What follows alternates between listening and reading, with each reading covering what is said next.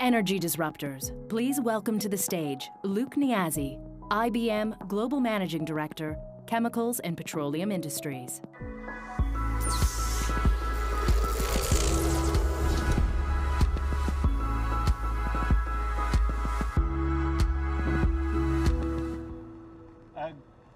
Good afternoon, Energy Disruptors. It's great to be here in Calgary at this very monumental and important event. For those of you who have checked out my Twitter feed, you may have seen that I've been white-hatted here in Calgary about 15 months ago, something that I'm very proud to have done. But by the way, I wasn't sure about the etiquette about white-hatting. Now that I was back here, did I need to bring my white hat with me or not? And I had to check out with my team, and they said, no, Luq, it's okay. You don't need it for today, but you best bring it back when you come to the Stampede. So for sure I'm going to do that. What I'm going to talk about is digital transition and digital disruption in the context of the core of the energy industry. You've already heard very compellingly this morning, particularly in Michael's presentation, about the massive shifts that we're seeing in the energy industry. And as I have a global world, as I look around the world, the discussions about the shift to renewable, alternative, and highly electrified energy systems are very, very prevalent. But I also think it's important to bring some balance into the discussion in that the other part of the dynamic, of course, is that the growing population is driving a massive shift. The shifts in demand move from the west to the east, and they move from the north to the south in terms of the population growth. What do I mean by that? I mean the explosion of people in demand in India, China, ASEAN, Africa, and Latin America. And 2.5 billion people are going to move from the lowest income level to the next level up. And while that is great, and that's going to put more demand on the energy system, I'm not sure that all of that population is going to move straight to large-scale electrification. And then when you combine the other dynamics, we've seen obviously a pretty long-term scenario of $40 to $80 a barrel. That's putting immense pressure on the traditional energy system in terms of the need for efficiency and improvement in the way that you just heard Steve describe. But that pressure is also going to get more intense as the electrification of the energy system increases. And the problem is that, of course, that it's resulting in significant reductions of skill and people. Over the last 4 years, there's been over 440,000 engineers, chemists, and geologists that have left the core of the energy environment. And the reality is that when you look at a 2040, 2050, 2070 timeframe, 50% of the world's energy demands will still be served by oil and gas.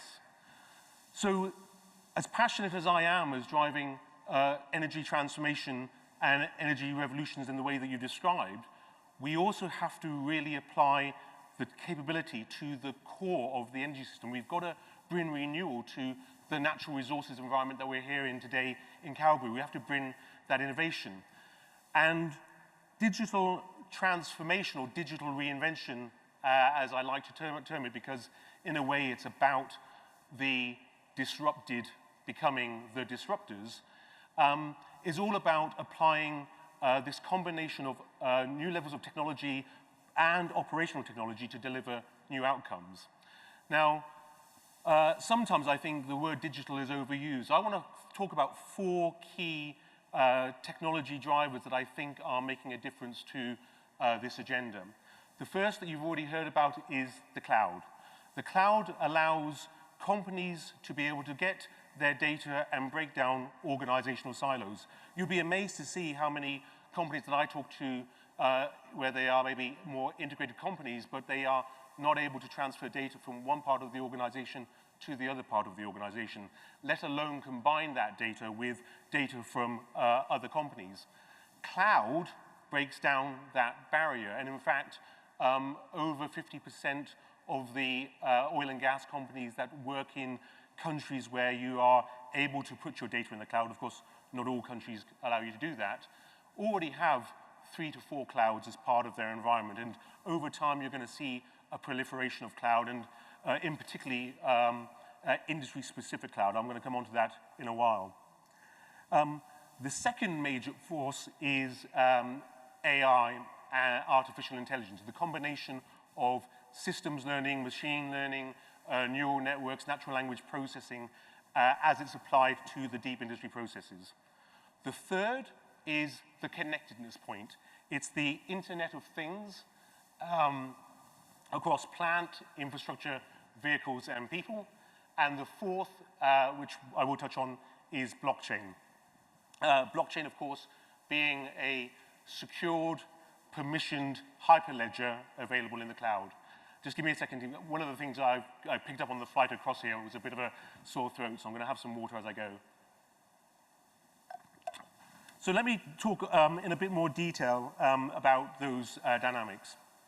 So, and I'm going to talk with the most exciting and the most profound of these changes, which is artificial intelligence, or how I like to refer to it, augmented intelligence. You will all be aware that the IBM company launched AI back in 2011 with the Watson solution. It's that technology that beat the contestants in the game of Jeopardy. And of course, that was just the kind of landmark, making the technology known to the outside world. The reality was it's been researched for over 15 years, and it was now being able to apply to problems at a more significant level. And the first thing we did when we had the AI capability, when it came to applying it to enterprise and industry, was to teach Watson the science and medicine of oncology, cancer treatment.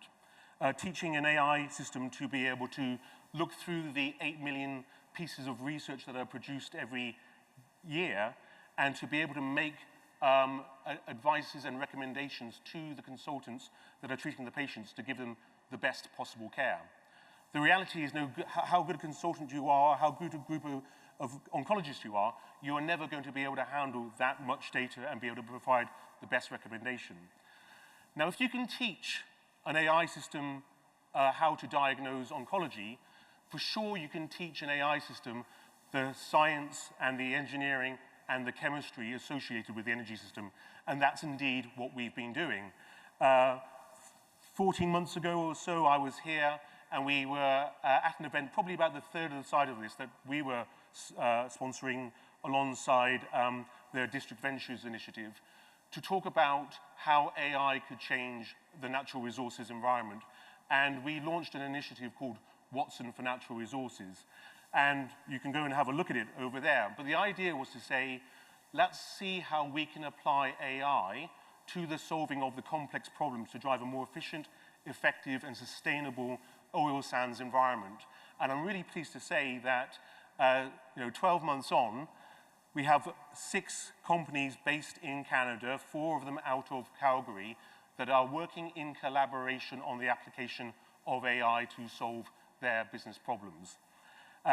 12 months ago, the number of folk that were in our office working on AI as it applies to oil sands would have been half a dozen. Today, 1 year later, across Canada, we have 80 Canadian employees working on AI for the Calgary market. By the end of this year, we will have, I'm sure, about 160. We will double that. And it's not happening in isolation. It's happening in concert with the startup environment that we've had with the District Ventures, where we're bringing through swathes of innovators in a tech hub for AI, for natural resources and energy here in Calgary.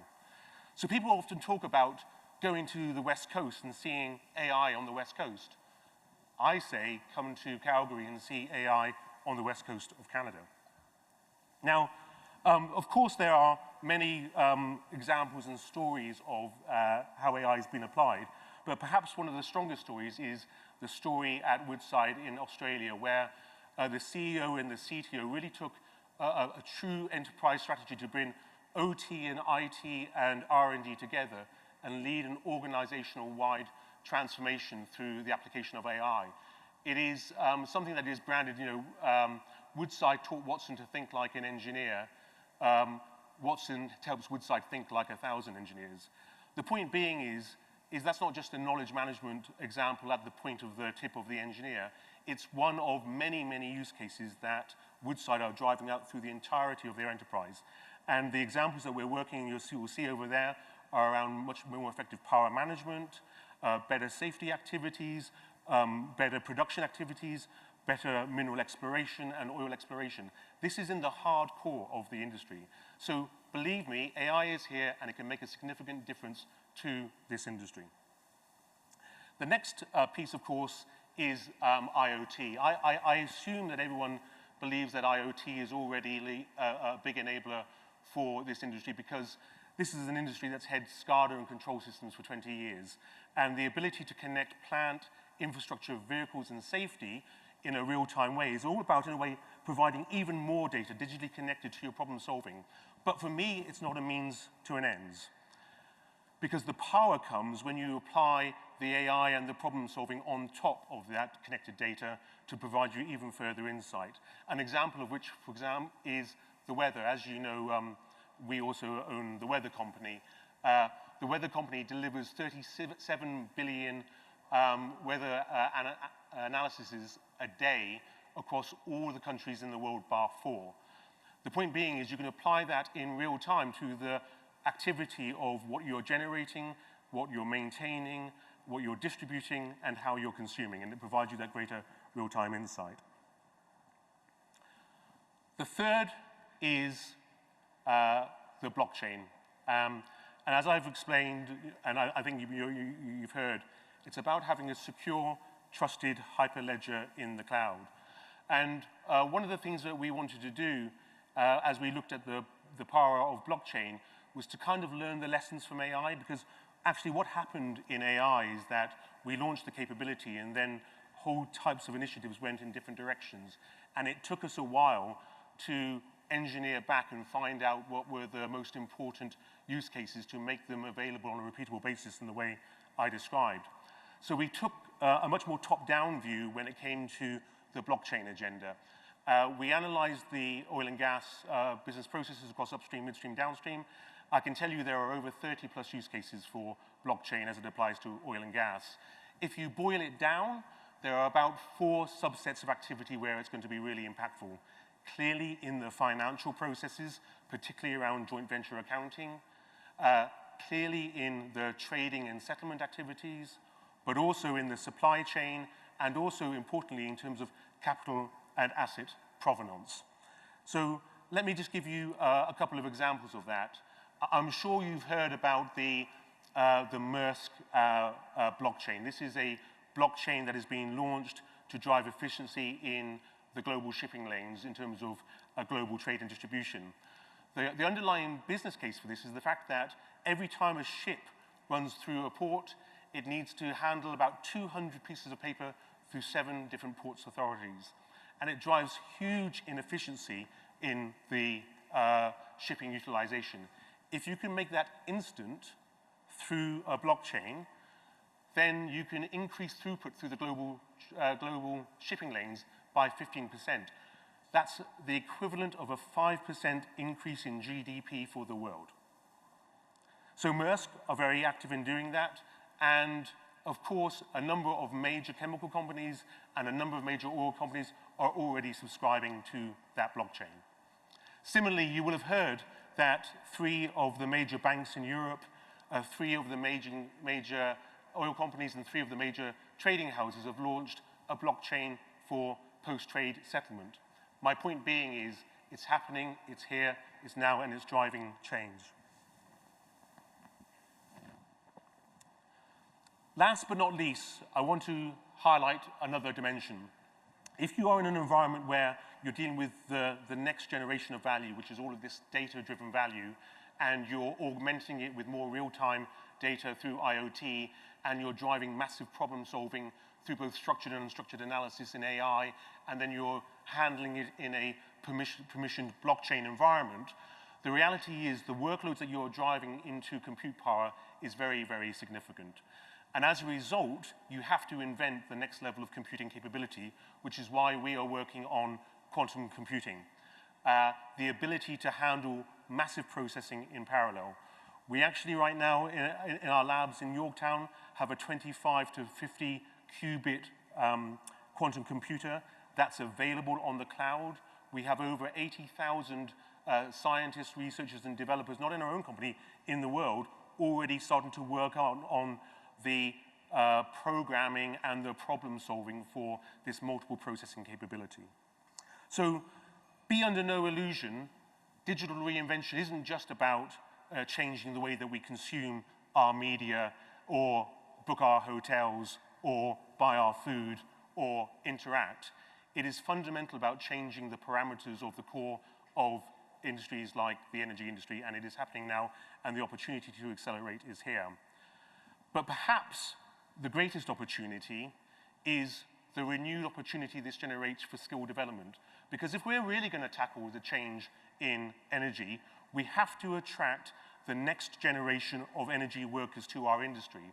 And those energy workers have to be polymorphic in skills. They've got to be able to combine science, chemistry, geology with a deep understanding of these AI and IoT and blockchain technologies. And that, to me, is the greatest excitement, because I believe that is happening here in Calgary.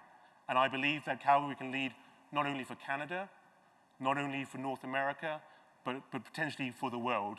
And I look forward to the continuation of that journey with all of the collaborators and experts and great team that I have here in Canada. I've been Luq Niazi. You can follow me on Twitter. You can learn about what we're doing on IBM. This is my white hat. Thank you.